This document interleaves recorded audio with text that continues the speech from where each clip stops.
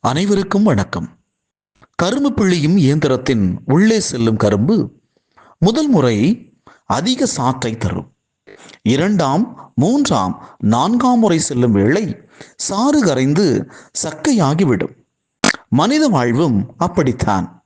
முதல் முறை பணியில், குடும்ப வாழ்வில், கடமைகளில் சாராக இருப்போர் பின்னாளில் வாழ்வில் வரும் தொடர் தோல்விகளால், ஏமாற்றங்களால், துன்பங்களால், அழுகையால், கண்ணீரினால் சக்கையாகி விடுகின்றார்கள். ஒன்றை மட்டும் மனிதன் நினைவு கூற வேண்டும். சாராக இருப்போரே சமூகத்திலும் சரி, சரித்திரத்திலும் சரி நினைவு கூறப்படுகின்றார்கள். சக்கையாகி விடுவோரை சமூகமும் சரி, சரித்திரமும் சரி மறந்து விடுகிறது.